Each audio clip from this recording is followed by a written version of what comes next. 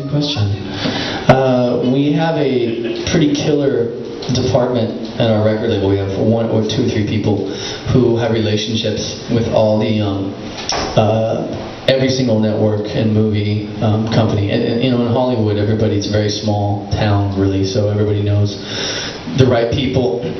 And so our guys are they're great at doing it. And for whatever reason, our album, all the songs on our album get used all the time for everything. We were actually with Ralph Lauren yesterday because we have the Secrets is the official song of their whole new line of fragrances that they're launching, and then Good Life is in Eat, Pray, Love, the movie that's coming out with Julia Roberts. It's now in all the trailers. Secrets is in Sorcerer's Apprentice. So all these songs get licensed in different ways because you know, not all of us can look like Gaga, so we have to figure out other ways of getting out there. Yeah, well, you know, it works, you know what I mean? So she's amazing. So yeah, that's kind of the deal. And anytime you hear a song being used, that's how it's set up.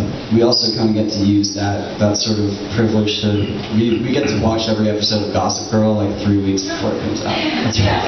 So yeah, it's called Secret Request for a reason. Yeah, I think we've been in almost every episode of Gossip Girl for 2 years. That's pretty cool. I should start watching. Anybody else have a question? Go ahead, stand up. I'll ask you a question. The question is that right now you're having quite a bit of success. Your album's very good. Music's excellent. Are you able to enjoy this part, or is this the work part and you reflect later? I think that we can.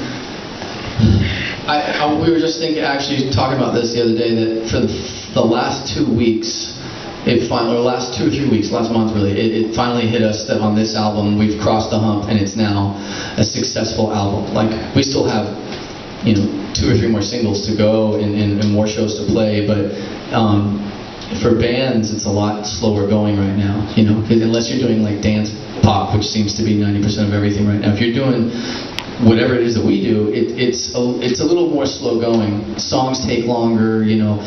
It takes 6 months for people to realize you even have an album out half the time. So for us, stuff, you know, not to get into all the details, but things in the last month, finally we've crossed that hump where we're like, you know what, this album has actually done really well for us, and we were actually finally not sweating, and you know, we can actually I guess enjoy the moments. You know, All the Right Moves, when we put All the Right Moves out as a song, it scared our record label, it scared everybody.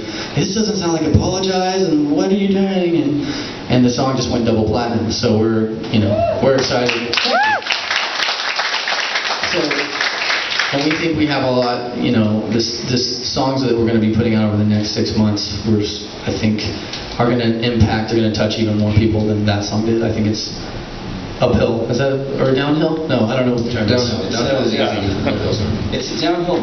Uphill in the snow, 2 miles every day to school. Downhill battle. And so can you. Downhill battle is when you're going super fast and yeah, you have to slow down. Well, it's like it's easier. You know? Exactly. Yeah, it is.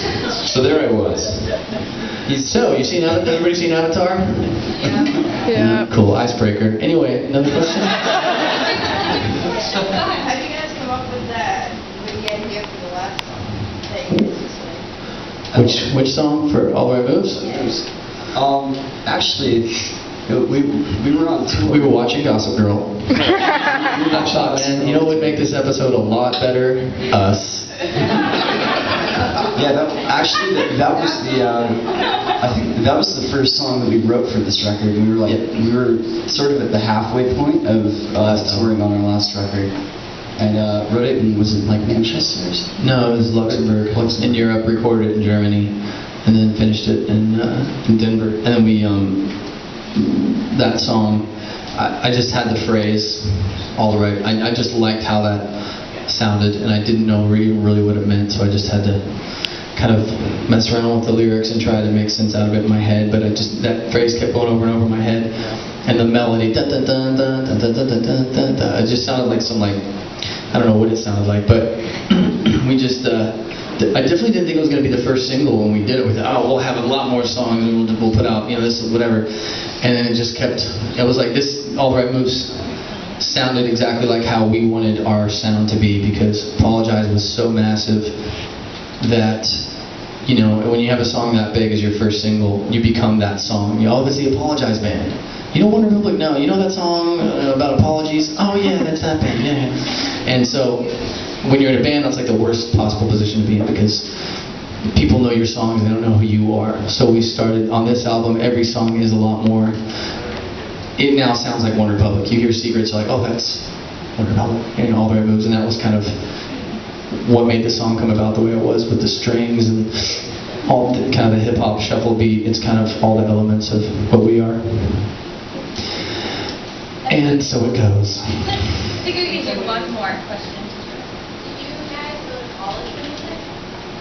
You don't need to. You don't need to go to school for that. Yeah, you don't have to at all, but Brent did. I went to college. I did go to college, but not for music.